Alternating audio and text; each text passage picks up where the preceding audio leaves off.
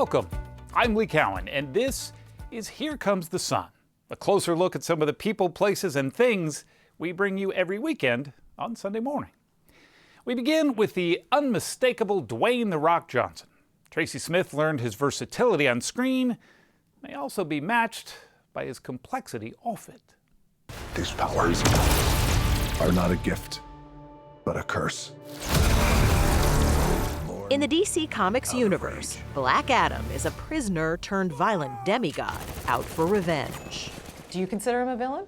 At times I do. Well, I consider him an anti-hero, but it's like reading the Bible. It's interpretive. And it's a role that seems to fit him like, well, a skin-tight superhero suit.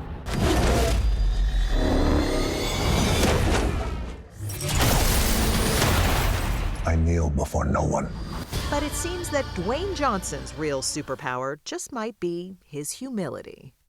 More exclusive excerpts from their conversation coming up a little later in the show. What's next? Well, what's next is, well, a few things. Is to continue to build these companies up. And everything touches everything. And whether it be film, television, digital, maybe music. There's a tease. There's a tease. But I love what I do, and I love all the other things that we're doing. And I think just continue to grow, because the more we can continue to grow all these companies, and in their small way, and maybe a little bit in their big way, it enhances people's lives. All the things that we're doing in that particular way. Freedom is the name of the town where our other story takes place. But as Martha Teichner learned, it's also a theme. To get a reservation here, you have to send in a postcard. This year, the restaurant received over 50,000. A lot of love here. Postcards are drawn at random to determine who gets in. The Lost Kitchen is staffed mainly by women, all Erin's friends, who don't need to talk as they work to music. A soundtrack for the happy ending to this story about second chances. There was a moment that I realized that I had to go through all of that to get exactly right here, and that is that beautiful and terrifying thing about life. That's all coming up right here on Here Comes the Sun. Just how does one begin to describe Dwayne "The Rock" Johnson? He's an actor, he's an entrepreneur, even a would-be presidential candidate, if you believe the whispers. Our Tracy Smith met up with him to see where that list of endless superlatives actually started. In show business, or really any business, they don't come much bigger than Dwayne Johnson. He's the highest paid actor in the world, according to Forbes, and his worldwide movie totals are counted in the billions. We're here to negotiate your peaceful surrender. Heard about at least 3 killings this afternoon. I'm not peaceful. And now, in a new film, Johnson wants to be the next big superhero. These powers are not a gift, but a curse. In the DC Comics universe, Black Adam is a prisoner turned violent demigod out for revenge. Do you consider him a villain? At times I do. Well, I consider him an anti-hero, but it's like reading the Bible. It's interpretive. And it's a role that seems to fit him like, well, a skin-tight superhero suit.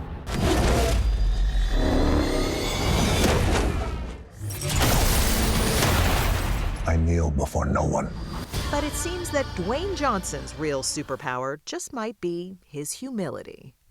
An only child, Johnson had the humblest of beginnings. His dad, Rocky Johnson, was a pro wrestler back in the days when road trips were long and money was tight. So you guys were nomads, basically. We were nomads. We had that life up until I was 16 years old. We lived on the road. And I'd spent a lot of my time growing up in the backseat of a car. He went to college on a football scholarship, but injuries and bad luck eventually sent him back home, defeated, with only $7 to his name. Years later, he'd name his production company $7 Productions as a reminder of where he started. But in the mid-90s, he turned to wrestling as a way to pull himself out of poverty. If Flex Cavana loses, he's out of the USWA. Oh, hey. Announcers need your wrestling name. You got one yet? On his autobiographical sitcom, Young Rock, Johnson recounts how he started wrestling at WMC-TV in Memphis under the name Flex Cavana. I'm working in Memphis, and man, it was a grind. 8 shows in 7 days, week after week. I got some Miller High Lifes. Let's celebrate. Nice. And how a friend named Downtown Bruno gave the broke future superstar a place to stay in his rundown trailer. It turns out the trailer park in Walls, Mississippi is still there. Bruno, come here, man. And so's his old friend, Bruno Lauer. Finally, The Rock has came back to Walls, Mississippi. Their old home was pretty much as they'd left it, too. Just watch your step, everybody. Yeah, be careful No stepping worries. backwards. Yeah. I didn't wear my heels for this portion. And I haven't been here since then. You've not been back. No, this is the first time back, so it's bringing back a lot of memories. What are you thinking? Tracy, I'm so grateful. Grateful to have a friend like Bruno. Grateful to have the opportunity that I had. And, you know, life is just so amazing. It can be, you know, just truly. Talk about amazing. Dwayne Johnson went on to be a huge success in the wrestling world as The Rock. In 2001, he made the jump to film, and after some early success, Hollywood tried to mold him into a typical leading man. They said, okay, great, but now here's what you have to do. You have to stop working out as much. You have to lose weight. You can't call yourself The Rock. You can't talk about wrestling. Let's stay away from all that. These are all the things they told you. Don't be this anymore. No, that's right. So I tried that, Tracy. I tried getting smaller, losing weight. It all felt wrong. And once you started being yourself, That was it. When that happened, a funny thing happened. Hollywood conformed around me. And years later, I'm sitting here with you. So, while he can bust up the big screen bad guys, he can also sing in an animated Disney feature. I know it's a lot, the hair, the bod, when you're staring at a demigod. And he can be funny, or at least try to be. You know, before this, I used to work in an orange juice factory, but I got canned. Couldn't concentrate. He also owns a wide array of businesses, among them Terramana Tequila, and it's no secret he likes to drink it as well as sell it. Enjoy your mom. But Dwayne Johnson says his favorite role is dad to his 3 daughters. His 2 younger girls are often seen on his Instagram page. so you really enjoy those tea parties? Tracy, I love them. And that's the kind of thing that seems to make the public love him all the more. In fact, he's been talked about seriously as a presidential candidate.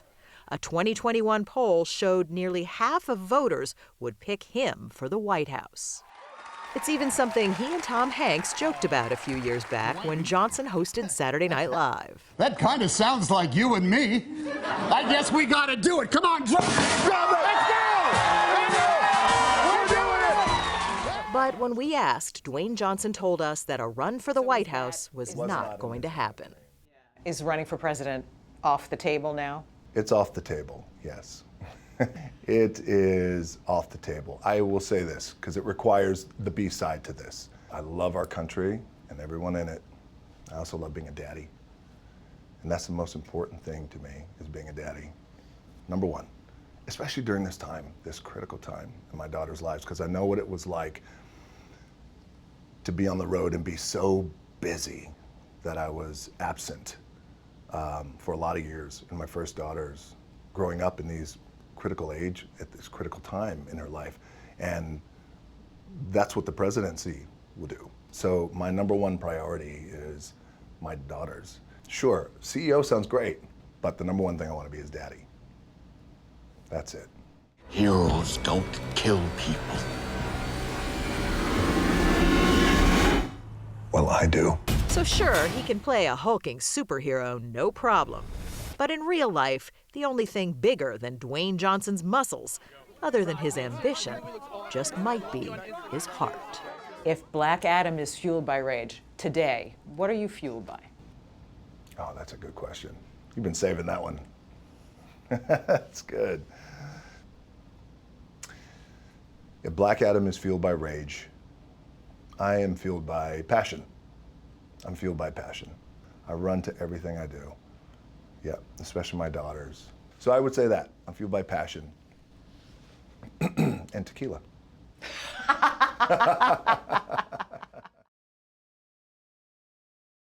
More from Tracy Smith and Dwayne Johnson coming up in just a few minutes. But first, one of the hardest to get reservations in the world.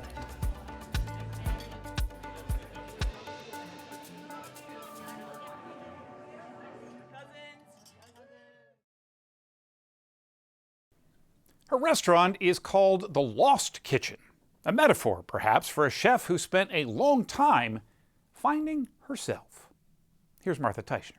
I just wanted to pause for a moment and welcome you all and thank By the time Erin French welcomes guests, 50 of them, twice a week, to her Lost Kitchen restaurant. I have a raspberry shrub here for you to enjoy. They've been sipping tuck one in here. and sampling for 2 hours already. A platter of oysters. And they haven't even gotten to what's on the menu yet. I hope you taste our joy tonight because that is what we are running on. Some good ingredients too and a lot of love. And something else. Baked into every meal she serves is the story of how, at the Lost Kitchen, she found freedom and now fame in Freedom, Maine. Population about 700. You make me feel like this is the center of the universe. So it seems it is. The Lost Kitchen is one of the hardest to get reservations in the world. Enjoy. Erin French has a cookbook out with another one in the works. And movie rights to her best-selling memoir were sold in a major bidding war. Her success is all the more stunning because of how hard it was to come by. Here's what she says. My dad was a pretty hard guy to be around. Her father, Jeff Richardson, owned a diner. This one, just outside Freedom. Erin started working there at 12. To have moments when I would make something on the line and he'd give me that quiet look of, you did it right. That's where I learned to figure out this challenging relationship with my dad, was to cook together. Her mother, Deanna, was a school teacher. She would never speak out. She wasn't allowed to. All Erin wanted to do was get away from the diner, out of Freedom. And she did. But after 2.5 years of college in Boston, at 21, she discovered she was pregnant, dropped out, and went back to Freedom to have her baby, a boy she named James, and to work at the diner. Even coming back home and diving back into food, I still wasn't picking up on the cues that maybe I loved this. Finally, it sunk in. At the age of 30, Erin opened a restaurant, the first Lost Kitchen. It was a hit, but her life was a wreck, especially her marriage. My anxiety was growing. I was working these crazy hours, and I was in this miserable marriage. I started taking prescription medication, and that's when the spiral started to happen. What came next? Addiction. A drawn-out, nasty divorce. Erin lost her restaurant. For a time, she even lost custody of her son. So she had to drag herself out of the depths. I spent a lot of just recovery time, just bringing myself back to life and living here. Her lifeboat was a land yacht. It was an absolute mess. She took a sledgehammer to the interior. I just had this one moment of just let it all go and just needed a good scream and a good cry and a fresh beginning. Zhuzhed up, as Erin likes to say, it became the Lost Kitchen on wheels. I had to come see your Airstream. Now it's parked a few yards from the 19th century mill, where the restaurant has been for the last 8 years. Okay, guys. A tourist attraction, even for people who can't get reservations. And that's practically everybody. To get a reservation here, you have to send in a postcard. This year, the restaurant received over 50,000. A lot of love here. Postcards are drawn at random to determine who gets in. The restaurant is open from the end of May to October. Dinner costs $195. Sounds like a lot, but it's for a good 12 courses. Erin cooks local. Okay. Her secret ingredient? Beautiful. Lots of butter. Salty and delicious. The Lost Kitchen is staffed mainly by women, all Erin's friends, who don't need to talk as they work, to music. A soundtrack for the happy ending to this story about second chances. There was a moment that I realized that I had to go through all of that to get exactly right here, and that is that beautiful and terrifying thing about life. 9 years ago, Erin met media executive Michael Dutton. They got married in 2018. Yes. Perfect. Erin's mother, now divorced from her dad, does whatever needs doing. I have a title now. It's Executive Zhuzher. And when dinner begins, Erin French presides over the Lost Kitchen, like a woman who has finally found herself. Here's to the memories we make in this room, and I hope they last a good long time. Here's to 3 more hours of eating, okay? Cheers, guys. Cheers. Cheers, guys. Cheers, guys. Cheers. Cheers. What's the best part of being famous? After the break, more with Dwayne "The Rock" Johnson. Stay with us.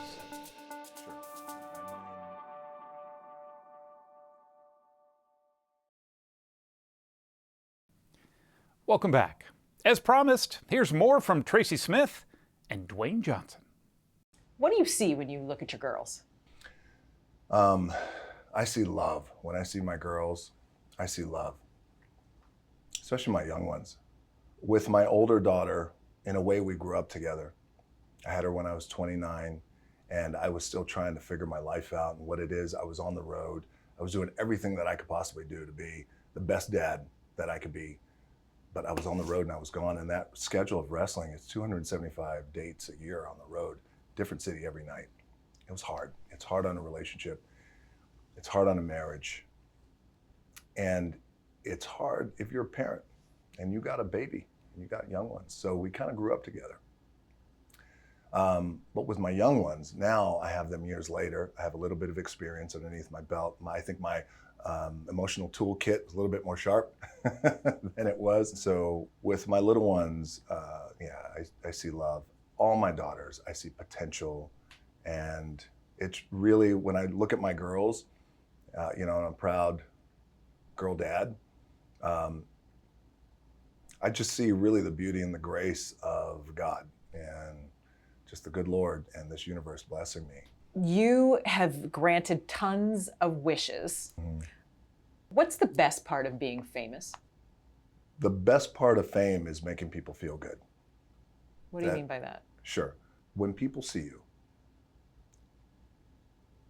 they have a variety of reactions.